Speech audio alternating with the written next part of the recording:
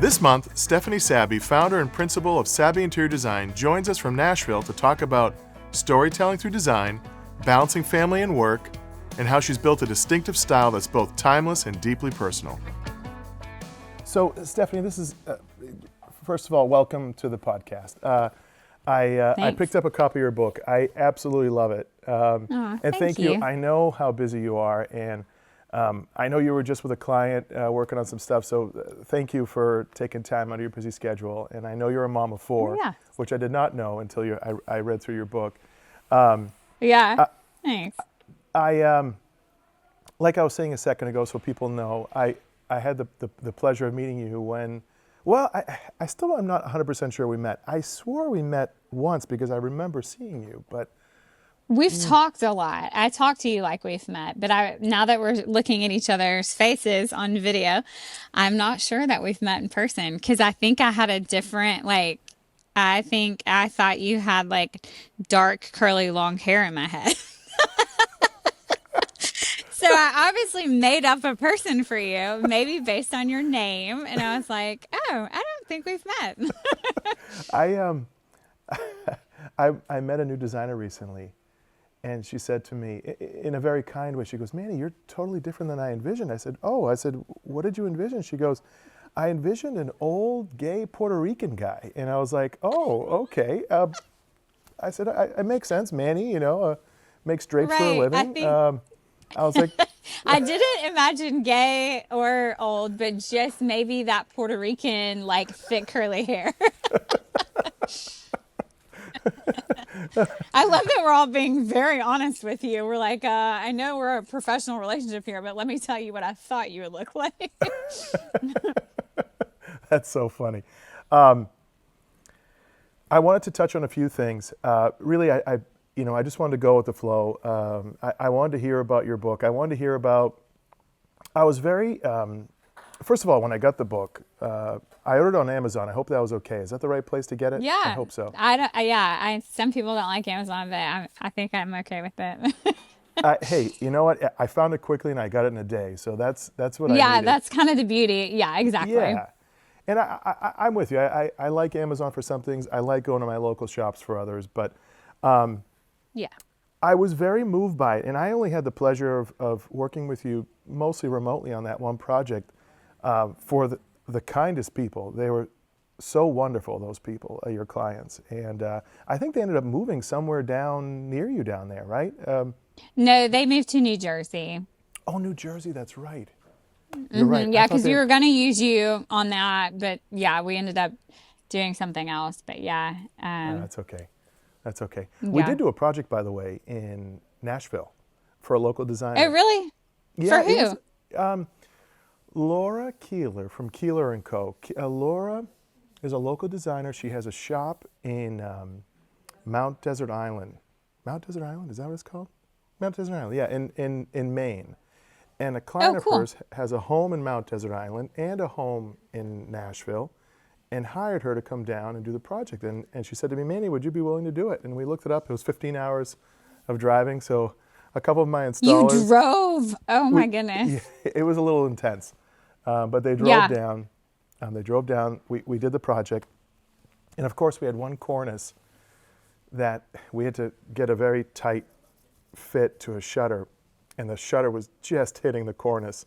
So I hired a local upholsterer to shave it down for me. But oh, good. Anyway, it's all good. Glad that works out. Yeah, I always use you as an example. And a lot of other trades in Boston because I'm like, it's like I learned to do my job in a city that knew how to do my job with me. And then I moved back down here where I'm from. And I had only done commercial work, so residential was not in my contacts list. And we just don't have the workrooms or the receiving warehouses or just a lot of things that's so easy to come by in Boston. Yeah. So I miss y'all. Well, I have to tell you, I fell in love with your book because, to be very honest, I didn't read it fully in detail to detail, but I just went through it just so I could get a feel for it and pick out a few things that I wanted to talk to you about. But for me, with all the wonderful, great designers I work with up here in the Northeast, I hope that one day I can have a home that looks like some of the homes you have in here. There's a tremendous No, warmth thanks. to what you designed, and it feels like the home I mean, picture after picture, but the window treatments are beautiful, a lot of warm tones, a lot of, I felt like I saw in some of the homes a lot of velvet and a lot of great, I saw wonderful window treatments. So whoever you found to make them down there is doing a Yeah. good job. So, Yeah. We do work with a lot of talented people. There's just not the big operations that there are in the Northeast. So it's like people who can take 2 and 3 designers at a time. So you have to Sure. get on these huge waiting lists. But yeah, Sure. we have a lot of talent. It's just not quite at the same capacity. Sure, I understand. Well, I mean, we moved into a new workroom now, and it's fantastic. And we started taking on work, a lot of out-of-state work. I would never want to take out-of-state work from someone local. Only if you need us, we would be ready to come down again. We started sending our work all over. We took a little different approach. We started taking the smarter approach. So we would load a van, put it on a flatbed truck, and ship the van down. Then the guys would fly down, find the van, do the installation. And if they were up for it, they would drive back. It's worked well so far. We have a project coming up in Montana. The guys are leaving tomorrow for Turks and Caicos, which was an interesting Oh, one. that's fun. Yeah. Yeah. That's going to be interesting. But regardless, back to your book. There was something that that really resonated with me. So my mom was a trained seamstress in Greece, and when my sister and I were born, she wanted to work from home. So she was lucky enough that she was working at a factory making hats, and after a long story, she learned how to make window treatments. So she wanted to work out of the basement and be a mom at the same time. And I felt a similar vibe. I was dying laughing with the story you wrote about when you were meeting with 2 contractors and you were breastfeeding at the time, and you were carrying the baby. You didn't know that. I loved it. Yeah. I'm sorry. Yeah, I know. Yeah. So to tell the story that you're saying in my book, I write about being in a meeting with 2 male contractors, and my daughter Cora was at my feet in her car seat carrier, and the meeting went long, and I missed her feeding time. That's and right. So I had milk when I looked down all over my shirt, and they looked at me like, "Oh, I'm so embarrassed for you." And I was like, "I'm not embarrassed. I don't care. This is just what working mom life is." Sure is. My sister and I used to play on the workroom tables all the time. One thing I'll never forget, we took a tube from fabric, and I used to put my Matchbox car inside, and I would shoot the Matchbox car to my sister. Of course, she would look at the tube to see when the car was coming, and my dad would yell at us and be like, "Don't do that, guys. Somebody's going to get hurt." And a car went through and hit her right below the eye and cut the bottom of her eye open. Of course, Oh, no.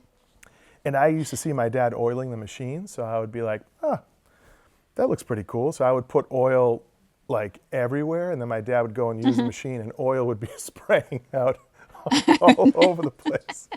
But that's what happens when your business is in the basement. I love it. Yeah, I hope my youngest says she wants to be an interior designer, but we'll see if that pans out. She has a whole vision of bossing people around and stuff that's not quite as accurate as what I do every day, but Speaking of becoming an interior designer, I was also touched by another story.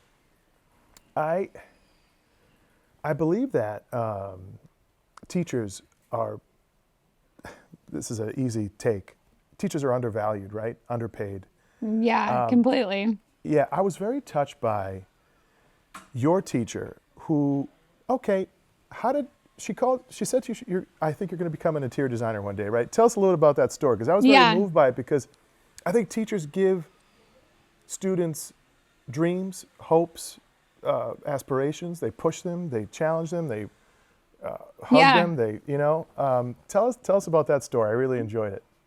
Yeah. So her name was Miss Little. I still know her because I live in the same town I grew up in. So I run into her at the grocery store and she's probably sick of me being like, Miss Little, I am an interior designer. It works out.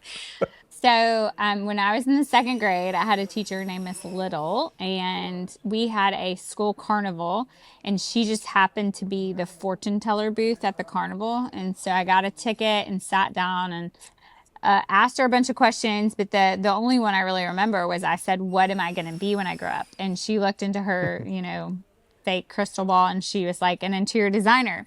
And I was like, "What do they do?" And she told me like pick decorations and pillows or something like that. And I was like, "Okay." And literally, like since that day, that's all I've ever told anyone I wanted to be. And it was definitely like enforced by the show Designing Women that was really popular when I was a child. So I wanted to be a sugar baker, obviously. Now, I'm practicing in the South and doing my Julia sugar baker routine every day. It's fun, full circle. My boys are 16 and 14. My daughter, Penelope, is 7. She should have been named after my mom, by the way. You never had the pleasure of meeting my mom. She's the real boss around here. She kicks ass every day, in a nice way. Yeah, the role of teachers, can give you that, or even a coach for that matter, right? Can give you that that boost, that confidence. Mrs. Little gave you something that gave you a dream, right?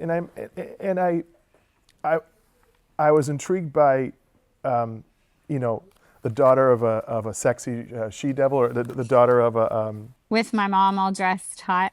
Yeah, yeah. I was raised by a single mom in the South, a beautiful single mom in a churchy culture. So it was an interesting upbringing, of like religion versus, when you don't have a dad at home, is it a traditional home at all? So I get a lot of you know, my like try hard, do hard kind of work ethic from my mom because she had to, and it's just what we grew up with. Yeah, I was really inspired by that, and um, no, I think that people need challenge. I think they need, not failure. Failure is not the right word, but failure, yes. Not many people know this. I was kicked out of my first college, and rightfully so. My mom always had the workroom, but my dad had a pizza restaurant. The pizza restaurant was closing, and the pizza restaurant was what paid for everything. And when the pizza restaurant closed, it was right in the middle of my sophomore year at school, and I was very distracted. And I approached the school about kind of taking some time off, but it was a financially impossible situation for me I couldn't get my money back for the semester, so I stuck it out, but I was going home every weekend. Anyway, I ended up getting kicked out. I think that failure and challenge in life, I think, gives you that spark or that drive to get to where you are today. And I mean, I don't know, I had no idea when I was working with you that time, I had no idea that this was behind you, which was just amazing and inspirational. Yeah. And your story behind it is Yeah. great. We work in a very, yeah, it's very shiny what we do. And we put off this very kind of put together, polished persona on Instagram.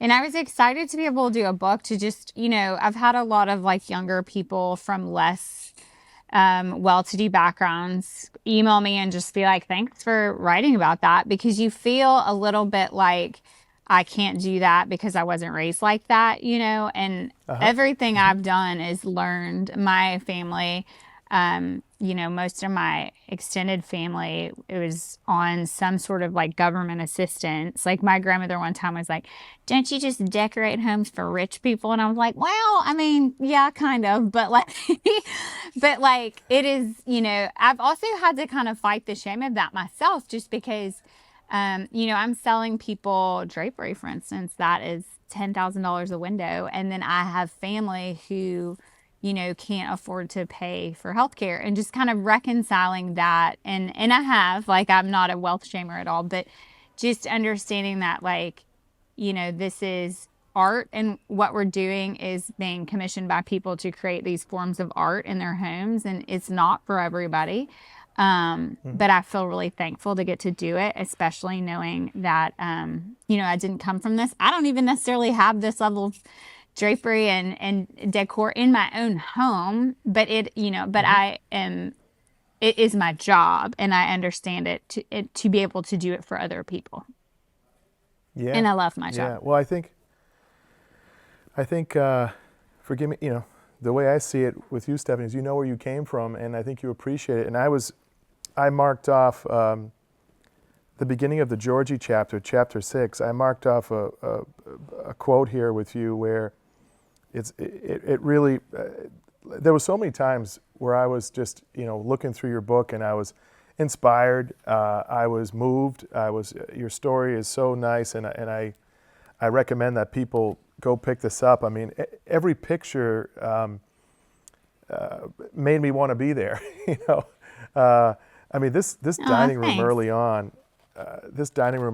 I was showing it to some of the project managers in my office. Some of them worked at interior design firms, and now I'm blessed to have them here with me. I mean, this dining room with the green drapes, I have to find it again, but with the brown drapes and I think green chairs. Regardless, every picture. Yeah, the toile wallpaper. Yeah. Yes. I really fell in love with it. But then I came across this quote, and like I said, I have 3 kids. You have 4, and it really hit home to me. I'm just going to read it really quick. People constantly ask me, how do you do it? They are most often referring to my kids and my job, maybe staying married to my husband. Just kidding, Brian Sabbe. If you ever leave, I'm coming with you. I know it's meant to be a compliment, but I was raised by a single mother and with very limited resources, so I always want to reply, are you kidding me? This is the part where are you kidding me? This is easy. I have a husband and a reliable car. Such a simple thing, but so important, right? And food, another extremely important thing. Sometimes if we were feeling wild, we'd even shop at Whole Foods. For me, going to the grocery store without having to add up how much we are throwing into our cart feels like a luxury. It's a luxury my children will never understand, and it honestly makes me sad for them because a genuine appreciation of this luxury has been such an unexpected gift in my adulthood. I don't know if you can talk to that. For me, it's extremely important, but I loved. So I kept having that feeling throughout your book, Stephanie, and it was that the beginning of that chapter was really, really important to me. But yeah, no, that chapter, the meat of that is I lost one of my children. So it was a very humbling day for me because I just had a 4th child and, was on a play date and my daughter Georgie got out of the car when I wasn't looking and I left without her. And it was this whole humbling experience of like, I have, with parenthood and a job and even marriage, like there's no pride in it. Some of us are just lucky to make it through with healthy children and healthy marriages. And, so many people are just not as lucky to have that just kind of baseline, like we all made it, Yep. And I was also impressed how you talked about, and if you feel comfortable talking about this, your relationship with God and church, and how it's also helped you get to where you are today. Is that fair to say? Yeah. I love talking about that. That's kind of the main reason I went with the publisher I went with, because they kind of let you talk about whatever you want to talk about. They didn't really edit in terms of content. But I mean, my kind of whole, I talk about it a lot on Instagram too, like my faith story, because it's not this kind of like perfect, shiny, like my parents are Christians. Like both my parents were alcoholics. My mom used to drop us off on Sunday mornings at a Baptist church for like free childcare, basically. And so we got 2 hours of church on Sundays. And I just at a very young age knew who God was and knew that was the kind of thing I wanted to pursue and be. And so there's really past like 2nd grade, not anything where I can't remember kind of always having that on my radar as to why I'm doing things or why I want to, pursue things. I feel really lucky. I mean, I've had a hard life. I've shared in the book, like, I lost a brother to suicide. I have another brother that I did not find out was my brother until I was 25. Both of my parents Wow. died before they were 65. One of them I took care of in my house while she was terminally ill. Like, I've had a lot of really hard stuff, but the perspective of it all, I really don't think I could have gotten through it all without some sort of like intention if I didn't have faith. Sure. And so it's just always been a part of my life. And, the world we live in now is kind of construed what I believe in. So I think a lot of people see me on Instagram and they think, oh, same. And I'm like, no, what I believe is not what you believe. In terms of just this kind of like, if I'm a Christian, I vote like this and stuff like that. Like I really, feel strongly about social justice and like loving people and feeding people. And those are the Yeah. Christian talking points that I would, want to lean into as opposed to a lot of the other stuff I see going on. But it's a hard topic right now. Not my faith, Yeah. but just what people are triggered by when you say you are a Christian. Yeah. Yeah. I agree with you. I agree with you 100%. Yeah. And I think a lot of those things I wish as a country, as people, as human beings, I wish we could just practice some of those things, regardless of your religion. Just kindness and thoughtfulness and being able to reach across, taking care of your fellow man, your fellow neighbor. How important is that, right? Today, where people like you said in your book, my kids, I wonder about that all the time. How can I really teach them to value things and appreciate the simple things? A reliable car, running water, putting whatever you want in that shopping cart, and not worrying about it. Right. How important is that? That's great. Stephanie, how's your team down there? How many people you got working for you down there? Tell me a little bit about the office. Are you at your office now? It looks beautiful in there. Yeah, we have a little shop in the front. We're good. We're a small team right now. We have four, including me. Great. We've kind of grown and shrunk over the past 6 years, I guess 5 years since COVID. We blossomed during COVID, like a lot of people, and we were slamming busy. And I was managing 7 or 8 people, and I just didn't like it. And so I went through this kind of business course where I kind of learned how to identify the client that I wanted to work with and then really draw a line and say, like, this is what we're going to do and this is not. So we're, lucky to be selective in the work we take on. It seems like things are going well with the economy right now. We did hit a lull last year with, we would design and then it would come to the construction bidding phase and everything would just freeze. So we had 2 big projects go on hold because of that. But we're good. Like we've got a nice mix. We're doing some commercial work, some really fun kind of private club type stuff that has the same feel as our residential work. So it feels like a very natural extension of what we can do. I came from a commercial background, so it's kind of fun to. It's just Yeah. way less emotional. Like it's not people's houses, so it's very True. businessy and very schedule oriented and less feelings based, and I'm enjoying it. But yeah, I'm really thankful for the year. And I do think last year, and I do think when I step back, if I ever write another book, like last year will be a year where I'll look back and be like, we hit all this, we had all the work in the book is from post COVID. So that's 5 years of work. And we did that all in that time frame. And then 2025 in the beginning was just like dead slow. And we were like, of course I was like, we're going out of business. Like it's all over. But then we hit another, so I'm learning to like not freak out and have like poverty mentality. I know what you mean. I sometimes I run this place like I'm going to lose it. Like I treat every project like, okay, we gotta, we have to do great on this one because it's got to lead to the next one. But I know what you mean. Yeah, it's also stressful because we've got about 35 people here in the workroom now. It's a lot, and it's a lot of families. Yeah. It's a lot of it's a lot of people that, I want to make sure are okay with what they're putting in their shopping cart, right? And make sure they're getting by and Yeah. their kids are okay.